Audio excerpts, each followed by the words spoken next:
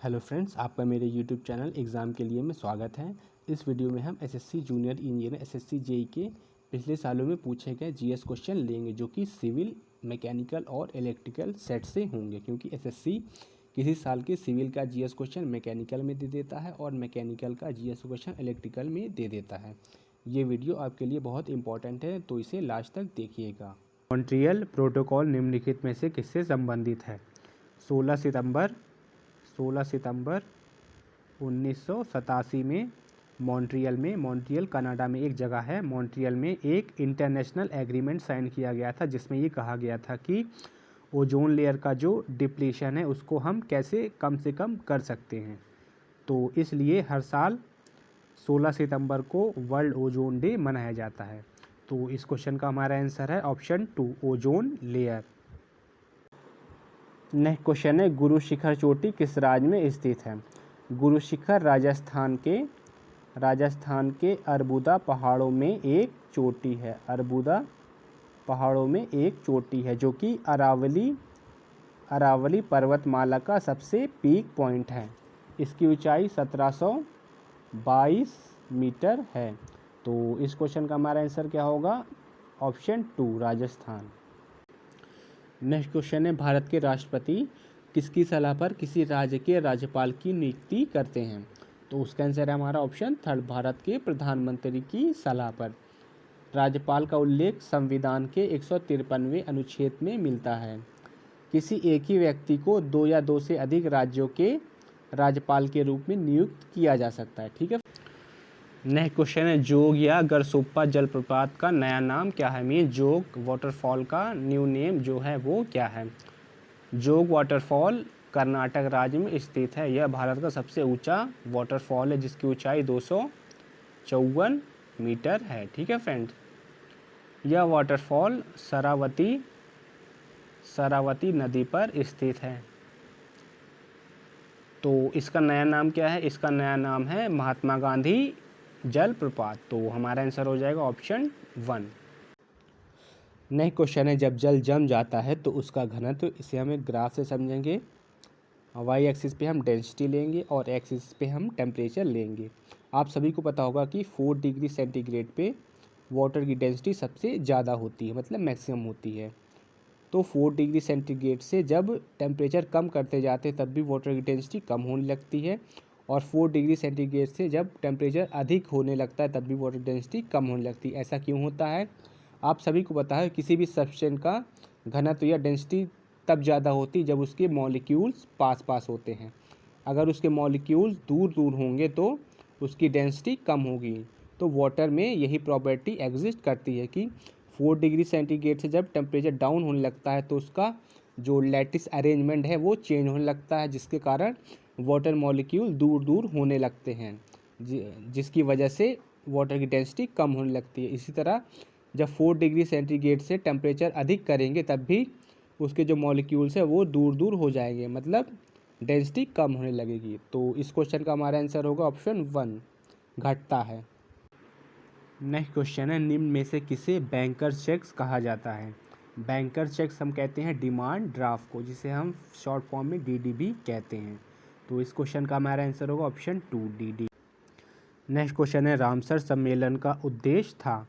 Ramsar सम्मेलन 2 फरवरी 1971 में Iran में हुआ था। ठीक है फ्रेंड, रामसर सम्मेलन का मुख्य उद्देश्य ये था कि दुनिया भर के जितने वेटलैंड है, मतलब आर्द्रभूमि या दलदल, उनका हम सस्टेनेबल यूज़ कैसे कर सकते हैं। सस्टेनेबल का मतलब होता है कि प्रकृति को बिना नुकसान पहुंचाए उसके संसाधनों का इस्तेमाल करना। तो इसलिए हर साल 2 फरवरी को वेटलैंड डे मनाया भी जाता है। तो इस क्वेश्चन का हमारा आंसर होगा ऑप्शन 1, वेटलैंड या आर्द्र भूमि। अब नेक्स्ट क्वेश्चन है, निम्न में से कौन सा राज्य राज्यसभा में सदस्यों की अधिकतम संख्या भेजता है? मीन्स आपसे क्वेश्चन पूछ रहा है कि राज्यसभा सीटों की संख्या सबसे ज़्यादा किस राज्य में है? तो उत्तर प्रदेश में है 31, राजस्थान में है 10, महाराष्ट्र में है 19 और मध्य प्रदेश में है 11। तो सबसे ज़्यादा उत्तर प्रदेश में राज्यसभा की सीटें हैं। तो हमारा आंसर हो जाएगा option 1, Uttar Pradesh. Next question है, निम्नलिखित में से कौन राजकोषीय नीति तैयार करता है, मीन्स फिस्कल पॉलिसी कौन तैयार करता है। तो उसका आंसर है हमारा ऑप्शन 4, फाइनेंस मिनिस्ट्री, वित्त मंत्रालय। बहुत से स्टूडेंट को कन्फ्यूज़न होगा कि राजकोषीय नीति आरबीआई बनाता है, लेकिन आरबीआई फिस्कल पॉलिसी नहीं बनाता, ये हमारा मनी पॉलिसी बनाता है, मौद्रिक नीति। अगर क्वेश्चन आएगा कि मौद्रिक नीति कौन बनाता है तो उसका आंसर होगा आरबीआई। ठीक है फ्रेंड्स। नेक्स्ट क्वेश्चन है, भारत में शून्य आधारित बजट किस वर्ष में पहली बार प्रयोग किया गया था। तो सबसे पहले शून्य आधारित बजट होता क्या है, यह बजट वो बजट होता है जिसमें हम ज़ीरो को बेस मतलब आधार मानते हैं और पिछले साल के जितने भी खर्च होते हैं उन पे हम ध्यान नहीं देते हैं। ठीक है फ्रेंड्स।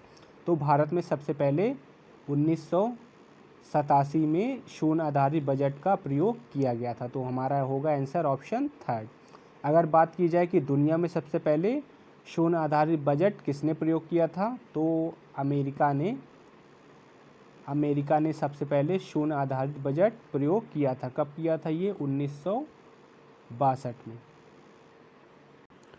नेक्स्ट क्वेश्चन है, निम्नलिखित में से किस देश में जनहित याचिका की अवधारणा उत्पन्न हुई। जनहित याचिका मीन्स PIL का कॉन्सेप्ट सबसे पहले किस देश ने शुरू किया।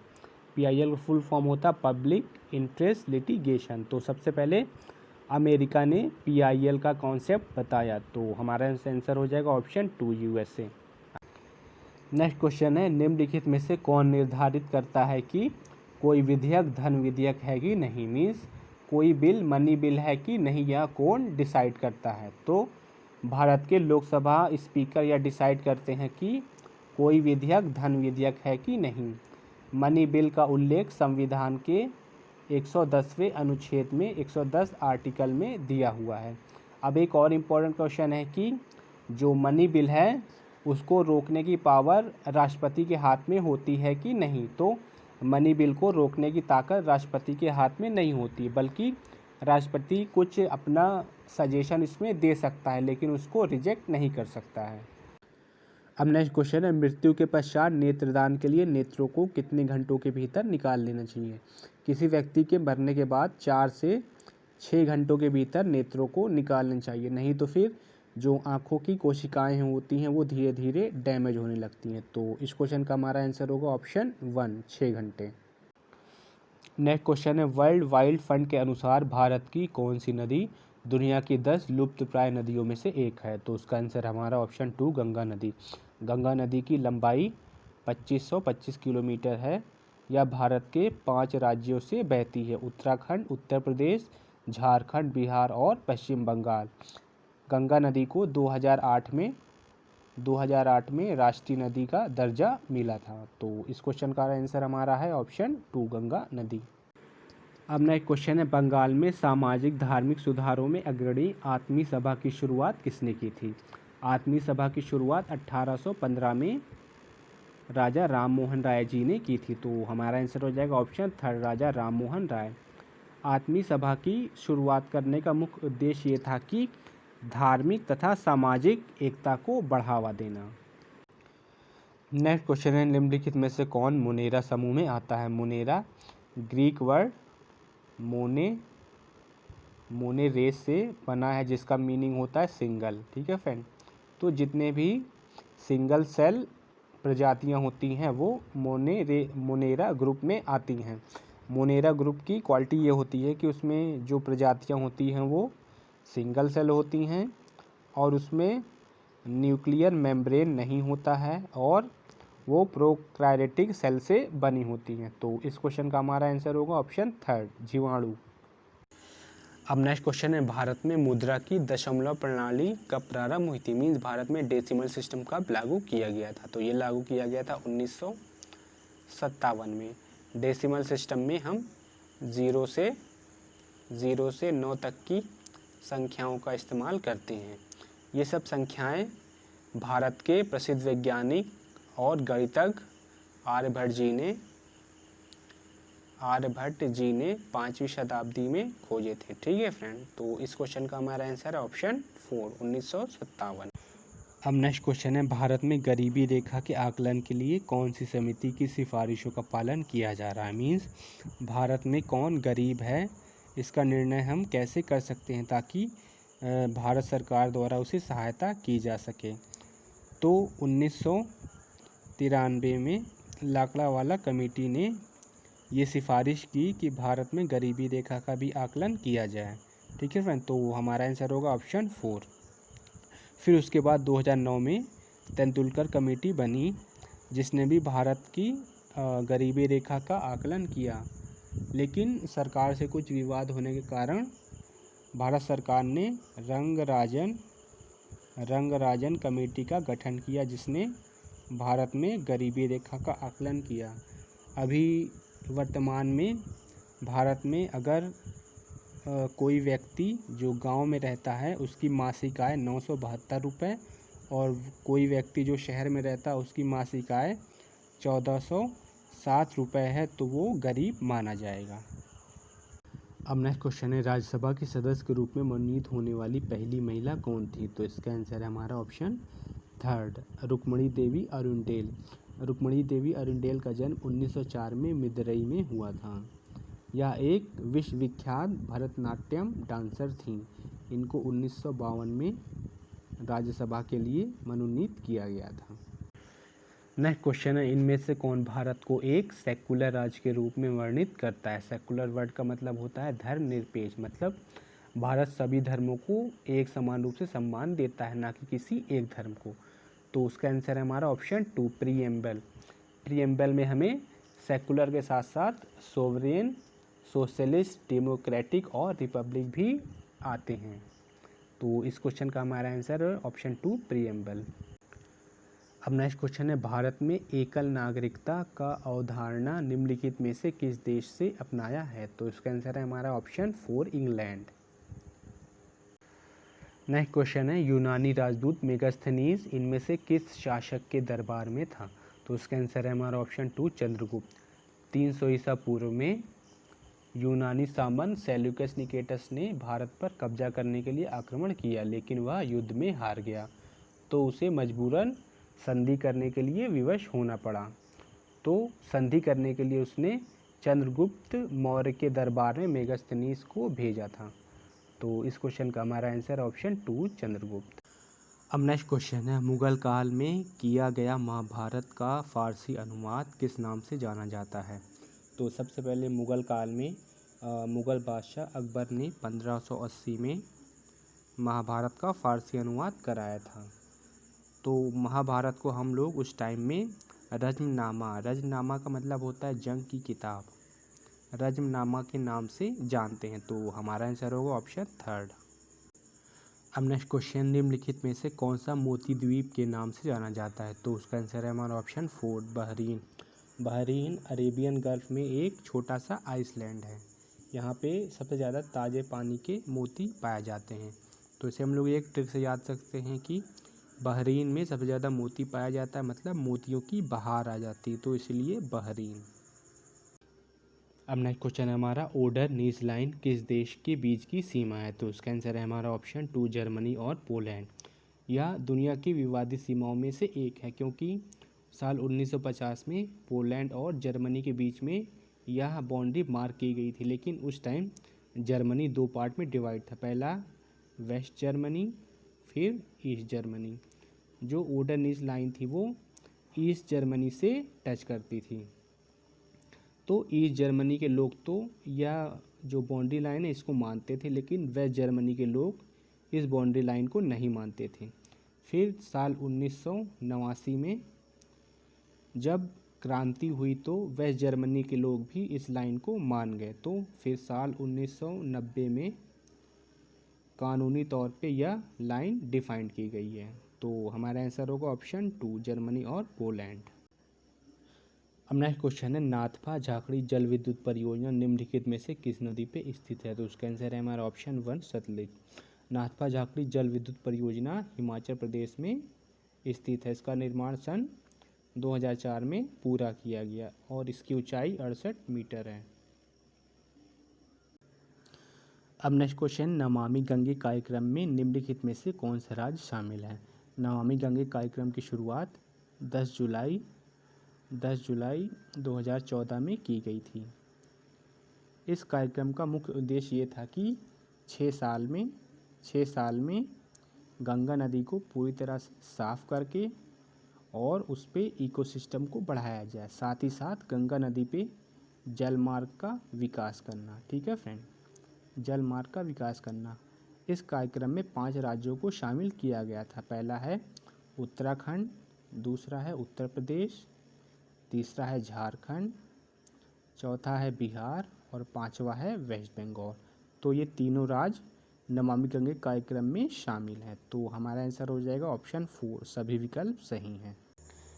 अब नेक्स्ट क्वेश्चन है, इनमें से कौन सा एक किशोर लड़कों को सशक्त बनाने के लिए केंद्र प्रायोजित योजना है? तो इसका आंसर है हमारा ऑप्शन 2, सक्षम। सक्षम योजना की शुरुआत हरियाणा ने वर्ष 2016 में की थी।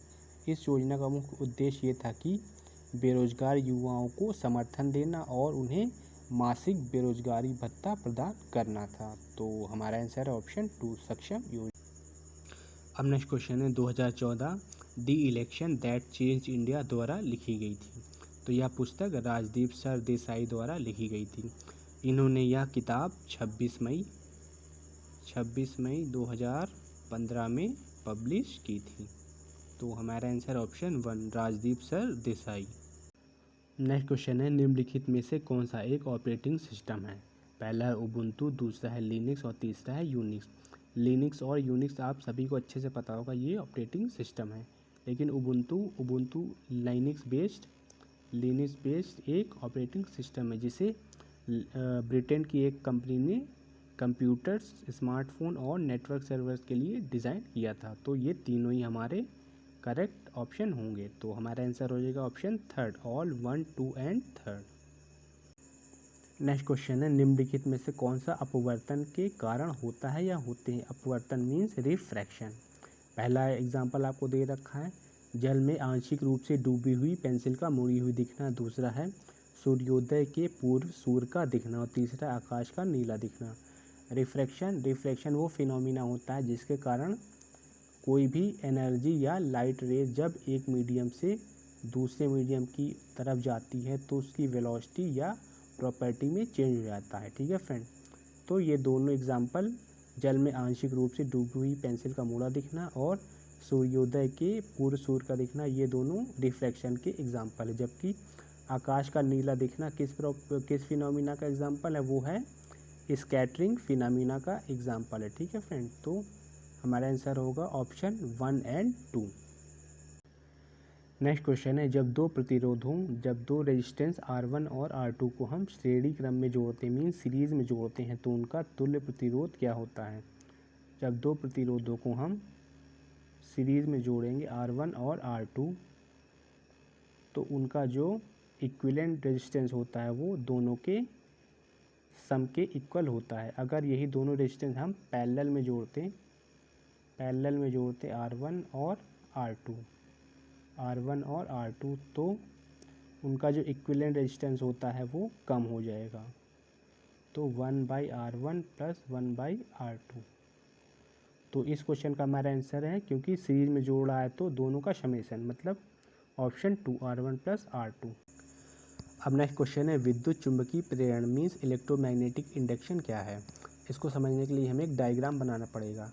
जब कभी भी हम किसी कंडक्टर या चालक को किसी चेंजिंग मैग्नेटिक फील्ड के पास में लाते मीन्स ये मैग्नेट है, इसको हम ऊपर नीचे मूव कराएंगे, मतलब मैग्नेटिक फील्ड इसका कंटिन्यूअस चेंज करेंगे। तो इस कंडक्टर में एक करंट इंड्यूस होती है, उसी इंड्यूस करंट के कारण इस कंडक्टर में एक फोर्स भी जनरेट होता है जिसे हम लोग EMF मतलब इलेक्ट्रोमोटिव फोर्स कहते हैं। इसी इलेक्ट्रोमोटिव फोर्स को फाइंड करने के लिए फैराडे ने लॉ बनाया था। तो इस क्वेश्चन का हमारा आंसर क्या होगा? Option 3, induce current in a coil due to relative motion between a magnet and the coil. कुंडली तथा चुंबक के मध्य आपेक्षिक गति के कारण कुंडली में विद्युत धारा प्रेरित करना।